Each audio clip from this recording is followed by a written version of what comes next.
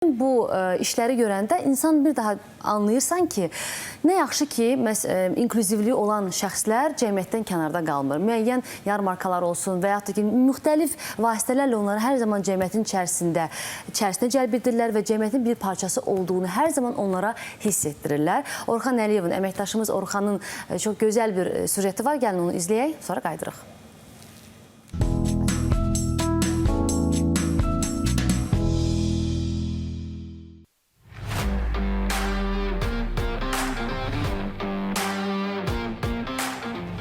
Dost İnklüziv İnkişaf və Yaradıcılıq Mərkəzi. Burası sadəcə bir mərkəz deyil.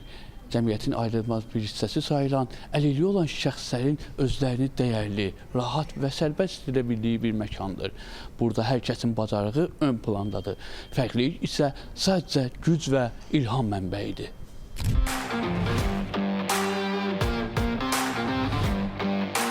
Bu 4 il ərzində artıq 150-dən çox tədbir həyata keçirilib. Bu tədbirlərdən konsert proqramlarıdır, müxtəlif sərgilərdir, master-klasslardır və bütün bizim benefisiarlarımız bu proqramlara cəlb olunublar. 2 prezident mükafatçımız var, nailiyyətlərimiz çoxdur.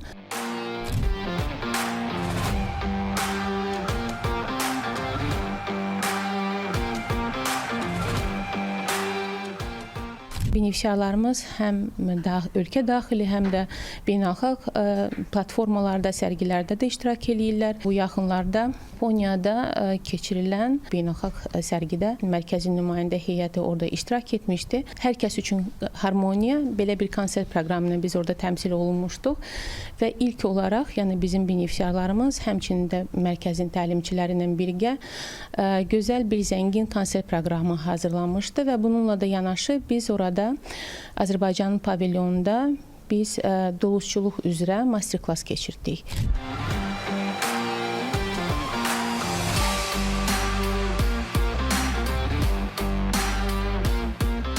4 il az bir müddətdə olsa, amma bizim belə deyək də bədii oyma otağında 60-dan yuxarı benefisiar olubdur. Onların bir çoxu belə deyək də uğurla bitirmiş tələbələrimizdir ki, hansı ki öz işlərini qurublar, təlimçi kimi fəaliyyət göstərirlər, öz emalatxanalarını açıblar, öz gələcək həyatlarını, özlərini belə deyək də qarantin altına alıb artıq işləyirlər.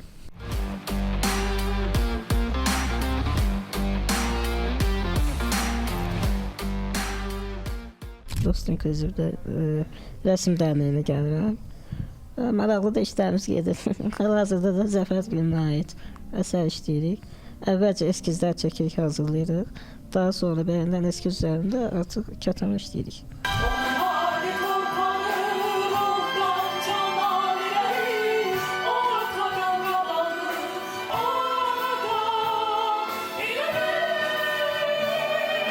Çox böyük bir diqqət nəzər çəkir bu mərkəz. Çünki biz də özümüz öyrənirik benefisiarlarımızdan ki, hansı məsələləri, hansı prizma ilə yanaşma mədəniyyətini öyrənirik. Onlar nə hiss edirlər, həm oxuyanda, həm ifa eləyəndə, hansısa bir alətdə, həm qiraətçilərimiz də var, onlar şeir deyəndə hansı hisslər keçirlər. Bu çox böyük bir önəm daşıyan bir məsələlərdir və dediyim kimi nəticələr bugünkü kimi çox yüksək səviyyədədir və bugünkü günə qədər nə işlər olunubsa düzgün olunub və mən düşünürəm ki, bundan da sonra irəliyə doğru olaraq biz addımlayacağıq.